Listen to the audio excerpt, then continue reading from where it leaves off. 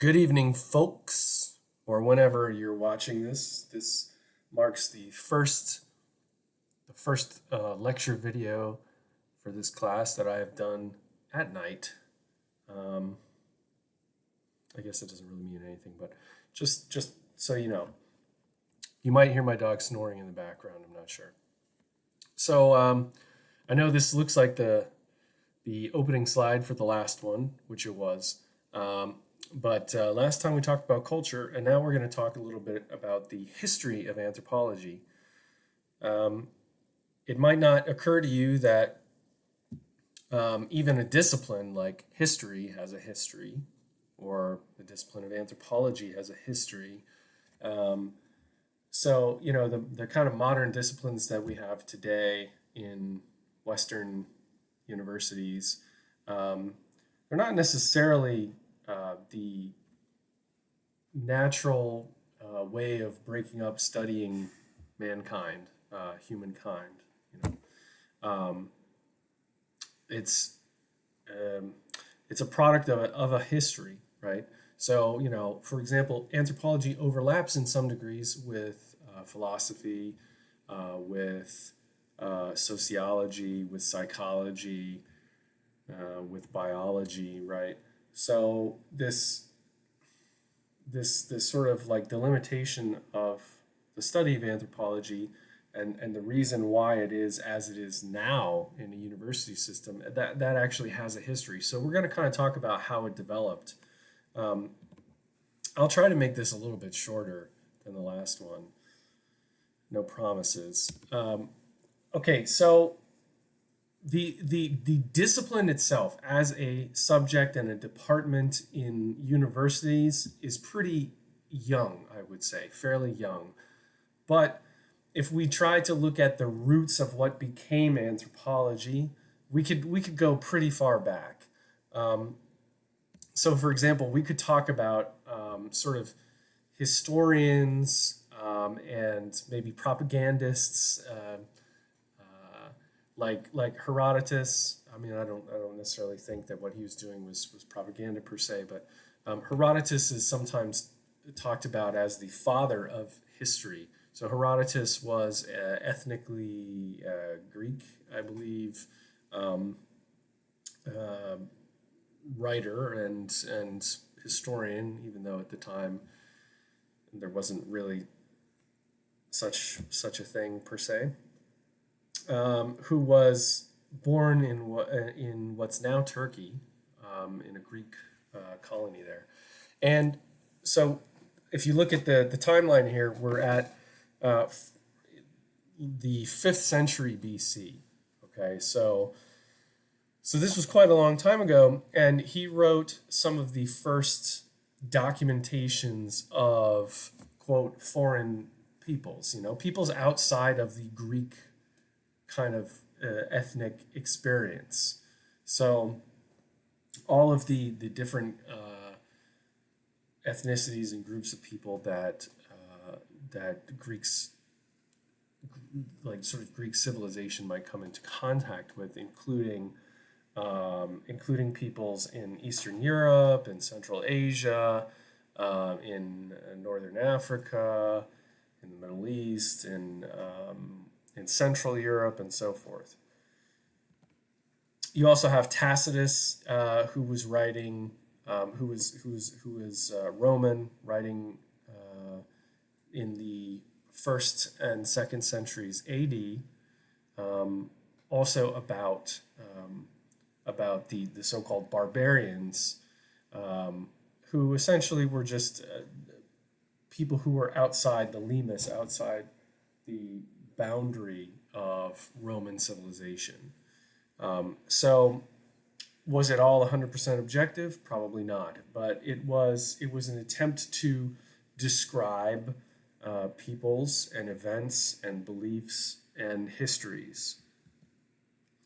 So if we fast forward a little bit to the so-called Age of Discovery, where we're talking about the time in between, say, like the 1400s and the 1600s, someone who has on occasion been called the first anthropologist, even though that word wasn't really in use, and there was no discipline of anthropology as such, is Bernardino de Sahagún, who was a Spanish missionary, a Catholic missionary, who went to what's now Mexico when he was 30. And he was a Franciscan, I believe, friar, and he was there to help try to convert the indigenous population to Catholicism. So one thing you'll notice is anthropology, probably along with a lot of social science, especially disciplines, kind of had their inception in the Colonial project. And so, sometimes anthropology in its early years has been called the handmaiden of colonialism. So it's not all, rainbows and unicorns and ice cream. Seems like that goes along with rainbows and unicorns. But if you sort of like look at this time period, actually, some of the things that Sahagún did were sort of ahead of his time in a way. As I say, he was Franciscan friar from Spain, went to Mexico in 1529. So remember, Christopher Columbus stumbles upon Hispaniola, which is now Haiti and the Dominican Republic, in 1492. So this isn't very long after that, really. So he goes to Mexico. What he ends up doing in an attempt, in part to further his conversion of the indigenous population, is he studies the language, Nahuatl, the culture, the religion of the indigenous Aztec population. And he documents it, and the surviving portion is called the Florentine Codex. So you see a page of it here. And these pictures that are drawn here are actually drawn by indigenous artists, illustrators, using a mixture of sometimes more indigenous sort of methods and techniques, and sometimes European methods and techniques. And he actually, Sahagún wrote this in Spanish on one side and in Nahuatl on the second side. So it actually provides kind of a Rosetta Stone, if you will, like a way for other Europeans to learn Nahuatl. And it documents a lot of things aside from just religion and culture.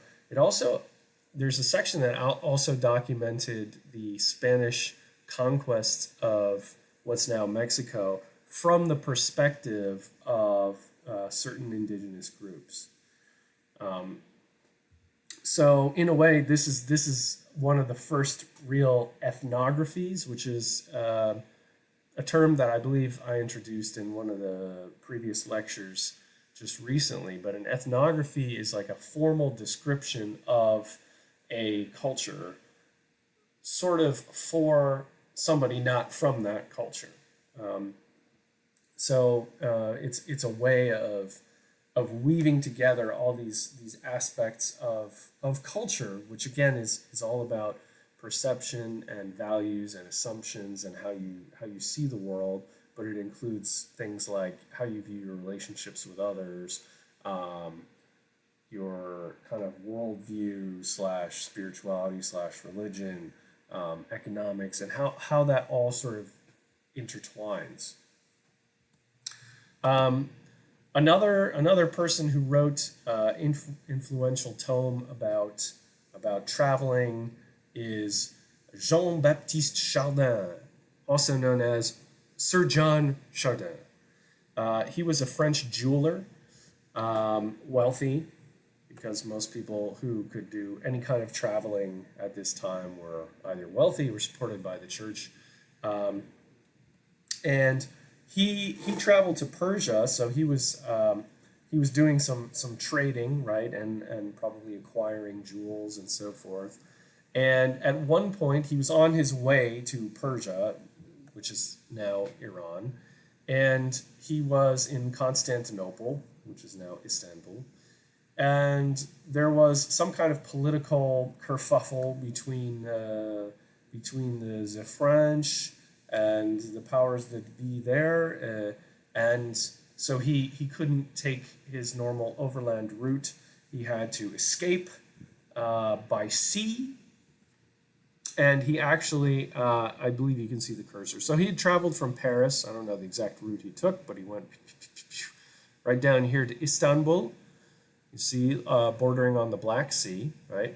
And rather than going through Turkey and so forth on to Iran, he went up here to Crimea and then sort of over through the Caucasus. So the Caucasus, so named for the Caucasus Mountains. Basically, in this case, he went through Georgia and parts of Armenia to get into Iran or Persia. And he actually stayed there for about 4 years until he could sort of save up enough resources to take a boat to sail back to France. And he actually sailed around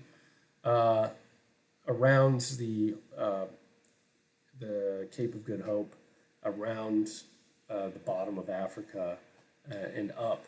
So he wrote this huge work, Travels in Persia, and we'll talk about it again later in the semester. But he in it he described peoples of the Caucasus region, peoples of Persia. While he was in Persia for 4 years, he also traveled more widely in the area, and he made it at least as far, I believe, as the Ganges in India, or at least, or the Indus Valley maybe. But anyway, he traveled around that area. So this was an influential sort of volume, talking about different peoples, not from a super objective standpoint. Probably from a very wealthy Eurocentric standpoint, but nonetheless, he documented other peoples. Moving on to the Enlightenment, you'll recall that anthropology, modern American anthropology, is made up of 4 fields or subfields. We have cultural anthropology, we have archaeology, biological anthropology, and linguistic anthropology. And so Carolus Linnaeus, although not an anthropologist, and I don't think anyone would necessarily call him an anthropologist per se, but he actually plays a role, a small role, but a role sort of in the development of some of the early strains of biological anthropology. If it doesn't occur to you immediately who this is, you will know him from his work Systema Naturae, in which he comes up with taxonomic classification and binomial nomenclature. So, when we say Homo sapiens, the genus Homo, the species sapiens, that kind of taxonomic classification, kingdom, phylum, class, order, family, genus, species. I believe I did that correctly. That was Carolus Linnaeus. And he was the first to taxonomically divide humans into what he called varieties. So, and again, we'll talk about this later in the semester, but there was no concept at this time of race in the same way that we have a concept of race today. And I'll explain what that means again when we talk about race later in the semester. He did not define these as different species, or even subspecies really, but he broke humankind into 5 varieties, one of which is really a group of sort of mythical creatures, Homo monstrosus, like people with eyes in the middle of their chests and things like this. So, as you can see, it's not the most scientific way to divide humanity, but nonetheless, the period of enlightenment is when we start getting lots and lots of classification, where people become obsessed with classifying things in a quote scientific way, sometimes more scientific than others. But this like real fascination and urge with classifying started to take place then. And in the same sort of period, a little bit later perhaps, there's Johann Blumenbach, who studied human cranial variation, which is essentially biological variation in the morphology and shape of the head and the face, the skull. And he created some standardized ways of measuring various aspects of the skull. So, how, for example, how long versus how wide the skull is, and that may seem pretty easy and obvious, but you have to have points of reference that you can sort of use on every individual, and he sort of established that. So some of these measurements are actually still used for certain reasons, not necessarily the exact reasons with the exact assumptions that he used them for, but part of what he did with some of these measurements was, again, classify people into varieties, which sort of became races in translation. There's more to the creation of the concept of race than this, but he came up with his own specific numbers of human varieties, and that actually changed over time. Sometimes he said 4, sometimes he said 5. So it was kind of whimsical in a way. And he was the first to come up with the term Caucasian to talk about what we would now say informally to be white people. And again, this is a story we'll talk about more when we talk about race as well. But this sort of brings in the biological anthropology component. Touching a little bit on archaeology, this is a super quick overview. But Thomas Jefferson, actually, believe it or not, was kind of involved in this, at least in the United States. He was perhaps among the first in the U.S. anyway to do a fairly scientific, air quotes, excavation of a Native American burial mound. Now, was this all ethical? No, probably not. Probably didn't get, permission, really consult with indigenous communities in the area, if there were any at the time. May have used slave labor helping to excavate. I'm not totally sure, but most early archaeologists, a lot of air quotes in this lesson, I'm sorry, but most early archaeologists really were just looking for loot. They were just kind of looking for cool stuff to display on their mantles or to give to a museum. These were wealthy benefactors, people who had the time and the money to go off somewhere and dig. And they didn't really care about preserving the context, and because archaeology is the type of science where it's one of the few sciences where in the process of gathering the data, you destroy the data. So because the data isn't just artifacts, it's where those artifacts are in relation to one another, what's surrounding those artifacts. It's trying to date the artifacts, looking at the soil composition, all those things that people didn't appreciate back then. Thomas Jefferson actually kind of did this layer by layer, and I cared to some degree about documenting this. So maybe one of the first anyway examples of archaeology in the U.S.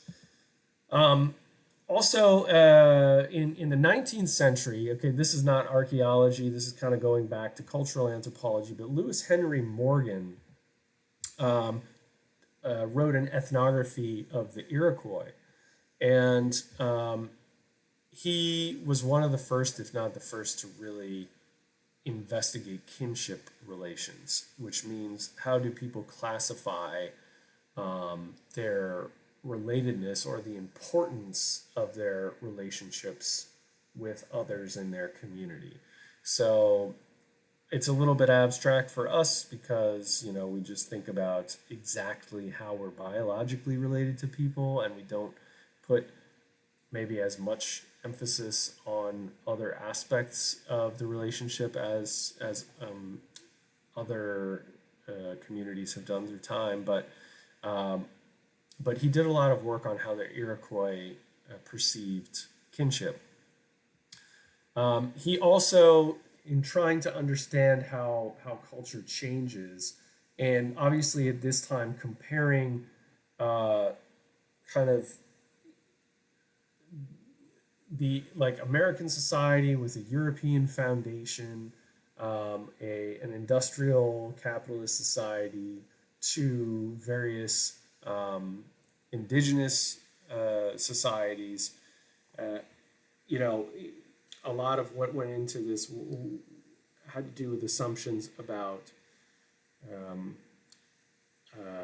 progress and about under what circumstances, perhaps all circumstances, cultures would progress to a certain point. So it's called unilineal evolution because the assumption was that all societies will take the same trajectory, going in the same direction, and the end point is essentially where he was at. Where American society was at. An industrial capitalist society was at the top, right? So he kind of came up with these stages: savagery, barbarism, and civilization. And we'll talk perhaps a bit more about that later, but savagery being more like perhaps pre-agricultural, hunting and gathering, barbarism being agricultural, but maybe also nomadic or small scale, civilization being settled, state societies with institutions and all this sort of thing. So,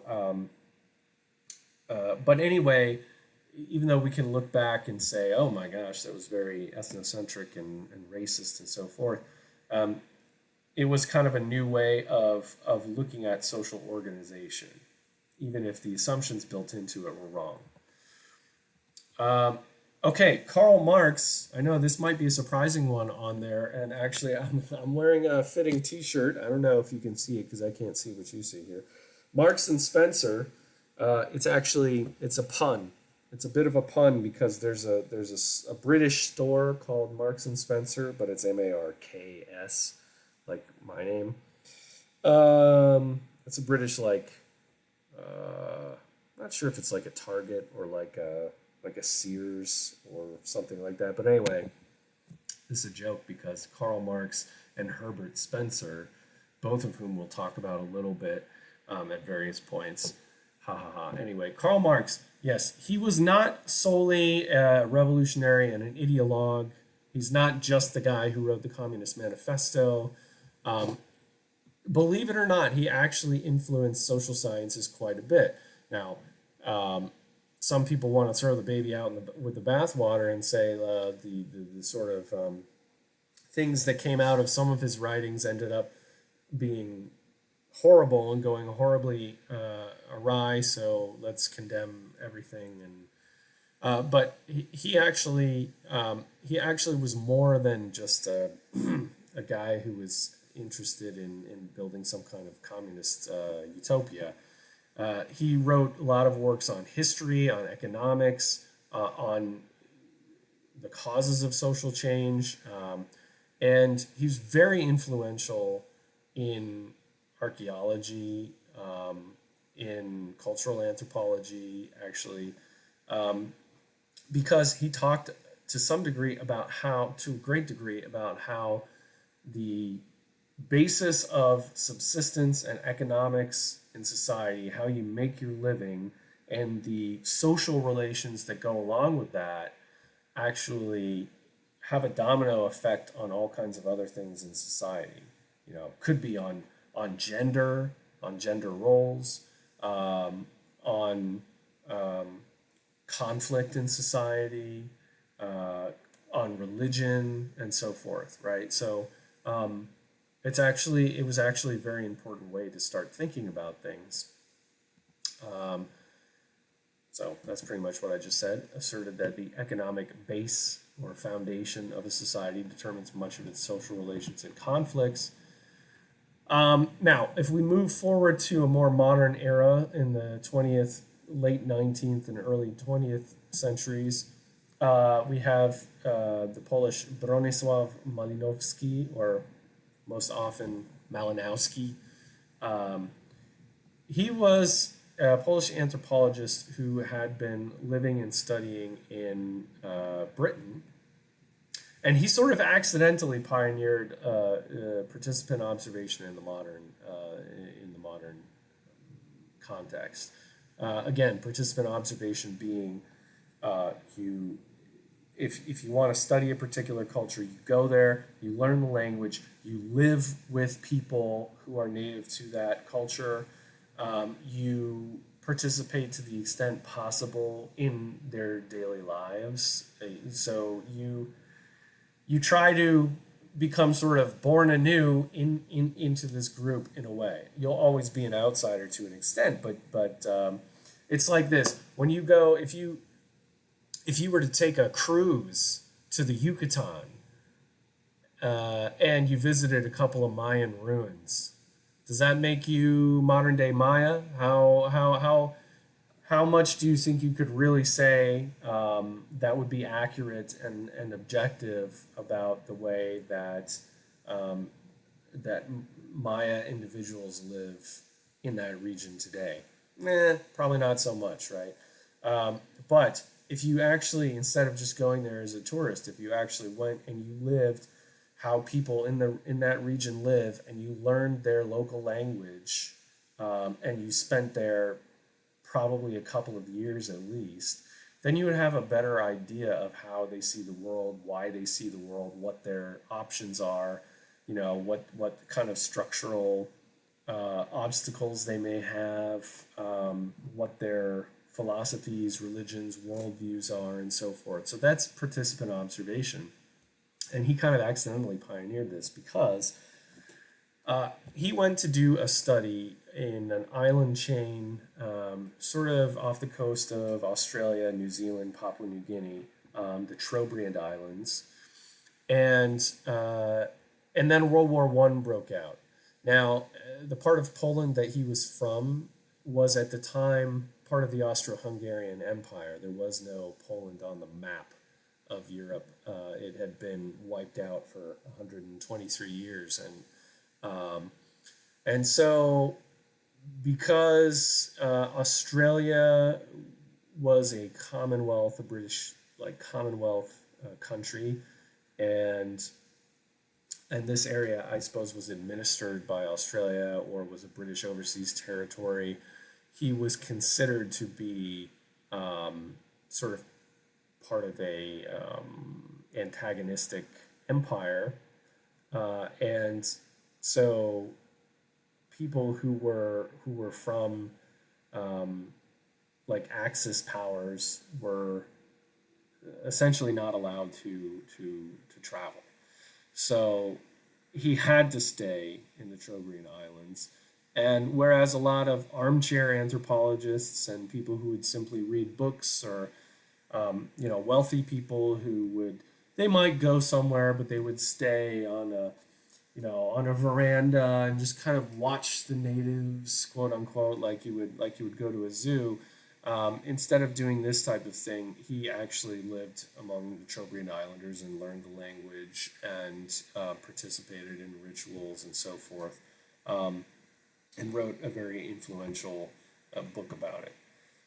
Then we have Franz Boas, who is really the father of American anthropology.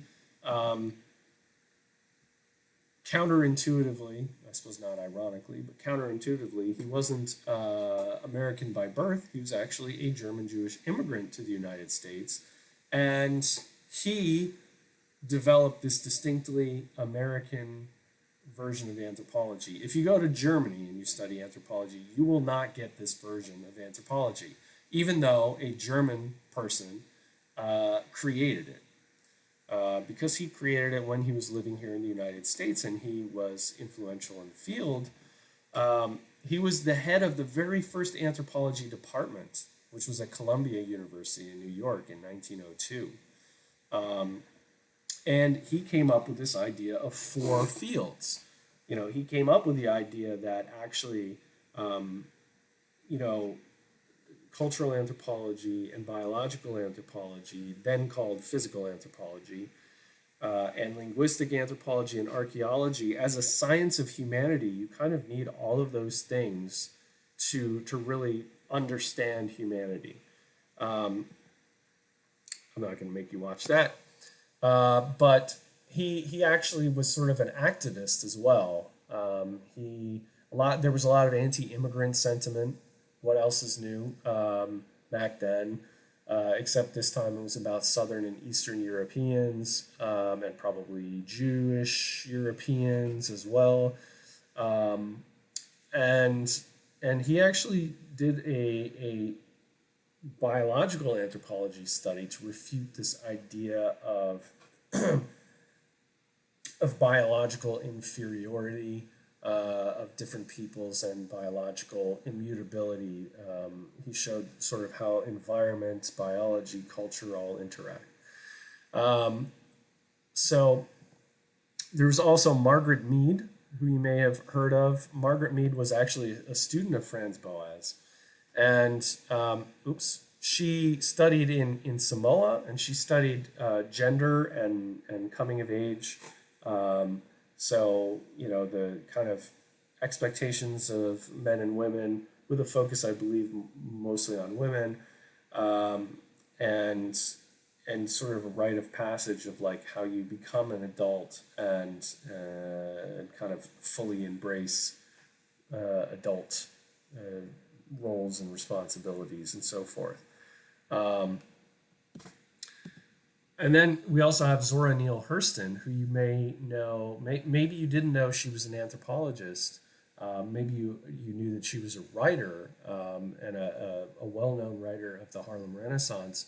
But she was actually an anthropologist as well. She received her bachelor's in anthropology at Barnard College, which is affiliated with Columbia.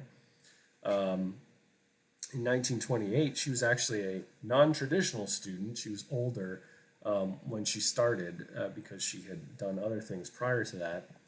And she actually studied also under Franz Boas.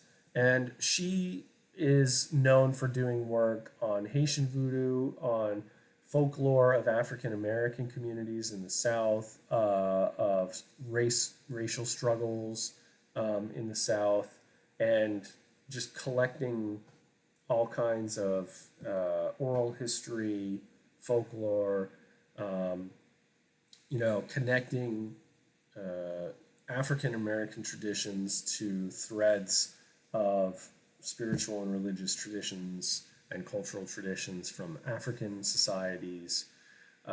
And you may have heard of her from her novel, Their Eyes Were Watching God.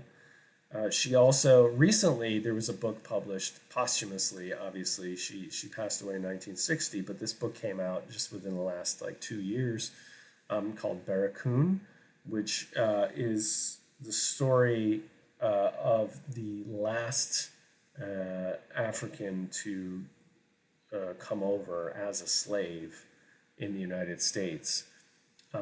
So it's it's basically essentially like a biography. So that just came out recently. So that kind of brings you up to speed of some of the foundational aspects of modern academic anthropology. There's all kinds of stuff that's happened since Zora Neale Hurston's time, as far as philosophical approaches, academic approaches to studying anthropology. But for our purposes, this is kind of where we're going to leave it for now. And I will be back soon with our final lecture for this module, which will be on cultural relativism. So have a great night, or morning or afternoon, and I'll see you guys soon.